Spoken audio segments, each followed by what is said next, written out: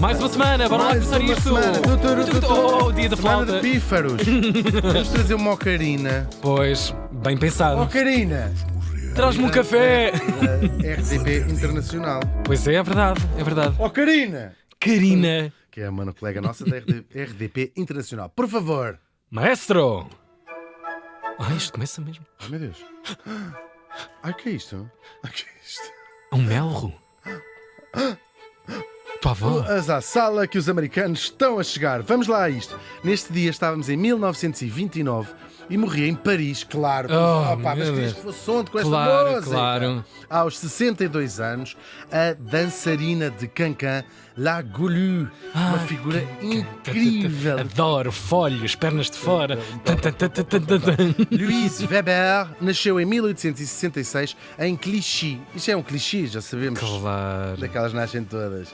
Isto também fica em França, claro. E vamos lá ver quem foi esta menina, que devia ser fresca já desde pequena. Vamos a ver. Na verdade, sabe-se pouco sobre os seus primeiros anos. Também os primeiros anos nunca interessam nada para E aquela ninguém. coisa, nasceu pobre, não sei o quê, está lá. Sim, tal e qual. fugir. Aliás, vocês pensem lá na vossa própria vida. Claro. Se os vossos primeiros anos têm algum interesse. Há muitas vezes nem até podem cá andar 120 anos e nunca fazem nada de jeito, quanto mais os vossos primeiros anos. Já marcam já o resto da vida, geralmente também. Gravíssimo. Estou a brincar, os vossos anos são ótimos. Cada pessoa faz da sua vida um tesouro Claro. fundamental para si e para aqueles que os rodeiam. Não é? Claro. Precisamos todos dançarinas de Cancan como a nossa morta. Vamos lá. Por exemplo, sabemos que os pais de facto não eram ricos, para variar. Não eram irmãos Não também? eram irmãos. A mãe trabalhava numa lavandaria e a nossa pequena Louise, desde miúdo, o que é que ela adorava fazer? Lavar. Ir aos vestidos, não, ir aos vestidos das clientes mais ricas, aquela género toda em gira, e brincava e dançava lá pela Oh lavandaria. mãe, oh mãe. A mãe era nas escondidas da mãe, que a mãe não deixava sujeita a queimar alguma coisa, a alguma Sanca seca da altura, não é? Que é isto, doutora? E depois, já mais crescidinho, ali pelos 16 anos, já fazia mesmo roubar, quer dizer, levar emprestado, entre aspas, os vestidos. Desapareceu. E aos bailes à séria. Claro. Trás, leva, tu. E foi um passo até ela própria se tornar bailarina ou dançarina. Primeiro em pequeninos clubes e depois tornando-se uma das maiores estrelas daquela época louca em Paris. Fogo. A maior estrela mesmo desta época no mundo dos cabarés. Já vamos Só ver. imagino aquela meia luz, aquele fumo todo. Incrível. Nossa. E esta figura é central no meio disso tudo. Claro, o mundo da noite, hein? Claro, é um casal amigo do mundo da noite, não é que se costuma dizer. E ela vai lançar ao mundo conhecendo, não é? Aquela gente toda da boémia que vai, aqueles artistas que nós associamos de facto a estes anos. Por exemplo, um deles, Renoir, que vai fazer dela sua modelo, nua até no caso, por acaso. E depois muitos outros pintores e fotógrafos, no início da fotografia, claro, fizeram dela uma verdadeira celebridade. Aliás, toda a gente que me está a ouvir já viu a La Goulue, sem saber, nos Explica-nos lá isso. imensos cartazes que dela pintou o Toulouse-Lautrec para o lugar onde ela vai ser a estrela maior, o cabaré Moulin Rouge. É ela que aparece em quase Cá estamos todos os nós. cartazes, porque era a verdadeira estrela do Moulin Rouge. O que é o Moulin Rouge? Como se vocês não soubessem. É perguntarem à vossa avó. É aquela rua toda, aquela Onde é que- avenida toda. Como é que ela pagou a Blanche, universidade do vosso pai? fio a pavio, corrida. É incrível. Claro, é um clube, é um cabaré. Foi inaugurado em 1889 pelos empresários Charles Zidler e José Euler, que também eram donos do Olympia, também em Paris. A mesma sala. Uau, Eram donos, das mesmos duas donos. coisas. Sim, eram empresários Uau, do mundo claro, da da noite. Tudo claro. também a borbulhar e a aparecer nesta altura. Sim, sim. E tem este nome, Moulin Rouge. Claro, quem já lá foi sabe, mas quem não sabe fica agora a saber, porque tem a forma de um moinho encarnado, naturalmente. Aquilo foi mudando, no início era mesmo um moinho. moinho. É uma coisa mais estilizé, mas era mesmo um moinho pintado. Zé, tão daquela lindo. cor. É lindo, é lindo. Tudo, é lindo mesmo, tudo. é lindo mesmo. Até era assim uma coisa mais singela, mais engraçada, mas temos toda esta ideia daquele moinho Caspaz. E é engraçado isso que contaste há pouco, se falar sobre a fotografia, o mundo estava tecnologicamente também numa evolução incrível e o Moulin Rouge é um dos sítios É um onde dos que sítios. está fotografado quase desde o seu início. É verdade. E Há um pintado espólio incrível. Toulouse-Lautrec, nestes cartazes que ele fazia, Pois. onde ele vai imortalizar quase uma coisa imortaliza a outra. Yeah. E isto fica, claro, no parisiense bairro de Montmartre. Agora, nós estamos no olho da Belle Époque. Temos falado aqui várias vezes deste período tão fascinante, que vai da década de 70 do século XIX até ao início da Primeira Guerra, que é até um balde de água fria grande para esta gente que andava só a divertir-se. E elas, o Sr. Alfredo, o vinho verde, parava. Pá, isto hoje está uma noite. Não, isto são mesmo bombas. Terrível, É sim, mesmo... terrível. Agora, nós falámos aqui já a propósito de várias figuras desta época incrível, ainda por cima aqui em Paris, que é quase a capital do mundo. Concentrado, não é? Tudo. Fogo. O que é que tinha acontecido? Paris tinha sido reconstruída da maneira como nós a conhecemos hoje. Nós falámos disso a propósito do Haussmann, o homem que desenha esse plano. Era a cidade do futuro, era mesmo a cidade do futuro. Os grandes boulevards, que não existiam mais lado nenhum, os parques, essa coisa incrível, a monumental Ópera Garnier, que era a joia da coroa da nova Paris reconstruída, mas também o metro que existia nesta altura, essa obra de engenharia que era a Torre Eiffel, quase celebrava as capacidades do homem de construir mais alto. Sobre mais homem, alto. não é? Assim, Tal e qual. E, claro, os cabarés. E nenhum foi mais famoso que o Moulin Rouge, o lugar onde vai nascer essa dança absolutamente infernal, que é o Cancan. É uma dança. Estou contigo também. Eu sempre vi isto. É uma dança frenética, muito difícil de dançar, não é? Sim, Uma dança muito frenética, que é a herdeira das quadrilhas que se dançavam a pares já desde o século XVIII. E o Cancan também era originalmente dançado a pares, de 2, de 4 homens e mulheres a dançar aquilo. Só mais tarde é que ganha esta forma de espetáculo em que as dançarinas estão alinhadas a fazer uma sincronia. Claro, dançarinas e dançarinos, também houve homens famosos a dançar Cancan. Agora, era uma verdadeira escandaleira esta...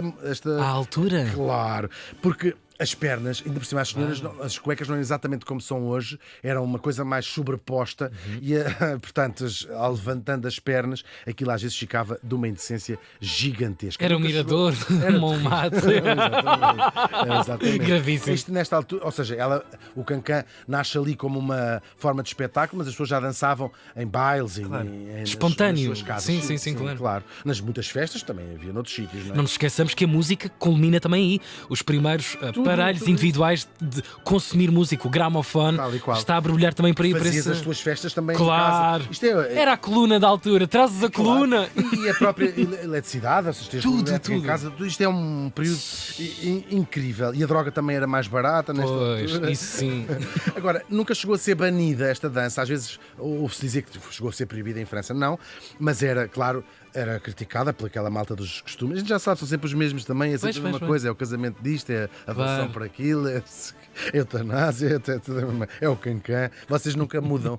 O disco é sempre o mesmo, as razões também são sempre a mesma. Vai destruir a família, vocês de facto, filhos. Isto a brincar fica melhor, não é? Meu Deus.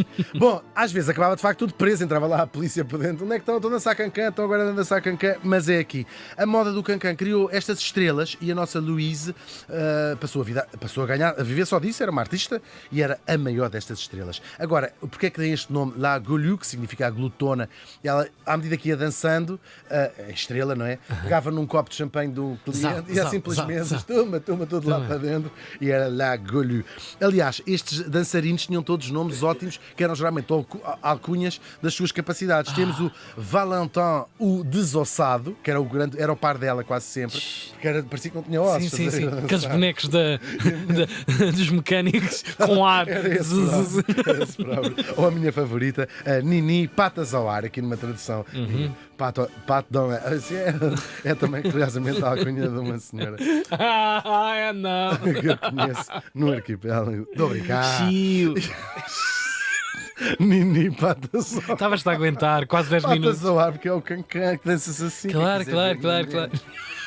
E era mesmo com as patas no ar que se dançava, ao som de muitas músicas de muitos compositores que as fizeram. A mais famosa, claro, é do Jacques Offenbach. Estamos a ouvir, claro, pá. Agora, era isto que se ouvia no Moulin Rouge, onde se juntava quem? Isso é que é a parte fascinante do Moulin Rouge.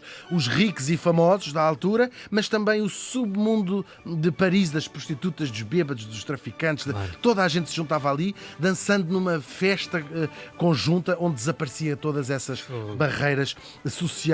Claro, o que eles queriam era divertir-se à grande com champanhe naquelas carolas.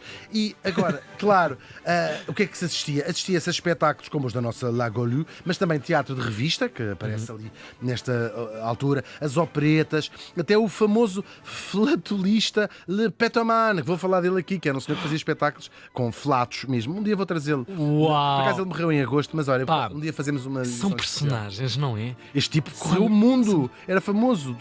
há tocava música. Há uma cena com mirabolante, não há? Não é puns. isto não é só entretenimento. Não, isto era incrível. Isto é outra coisa. É incrível mesmo.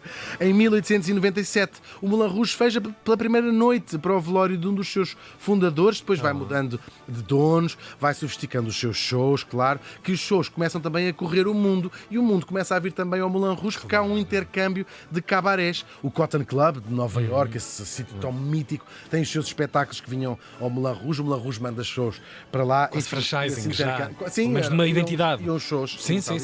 E depois abrem-se outros cabarés famosos em Paris, claro, o Folies Bergère também ficava aqui mal não nos lembrarmos desse e outros mais, claro. Agora, nem a Primeira nem a Segunda Guerra pararam a festa, que lá continuou durante a ocupação, como um dos locais mais frequentados durante a ocupação dos nazis. Lá iam, bem, aí já também nazis a frequentar também a casa.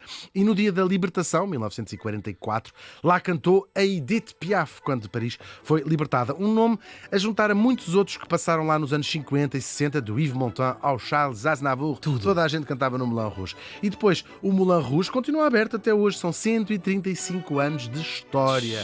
E, como a Belle Époque nunca morreu realmente, continua a ser um dos símbolos de Paris, como o metro, a Torre Eiffel e a Ópera Garnier. Tudo continua igual, não mudou nada. Graças a Deus. E este mundo já tantas vezes, tantas voltas dele. Já assistiu. O Moulin Rouge vai continuar a andar a própria Paris completamente desafiada em termos de guerras, em termos bélicos. E como é que tudo se mantém? E lá estará a Nini Patas ao ar a ver o que vocês andam a fazer.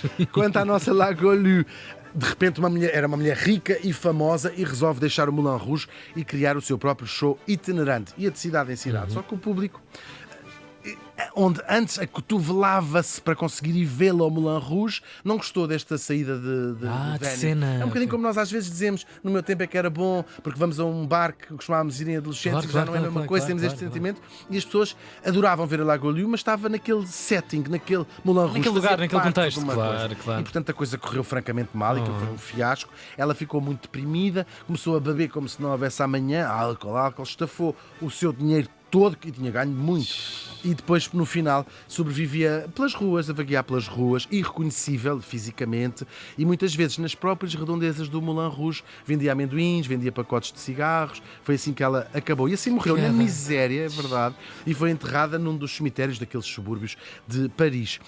Só que nós precisamos de um final mais espetacular para aquela que foi conhecida como a Rainha de Montmartre, e foi precisamente para o cemitério desse bairro que ela foi levada depois em jeito de homenagem. Que eu acho que não há nada nesta história que não pudesse ser mais cenas da vida boémia de Paris. La Golue morreu faz hoje 95 anos.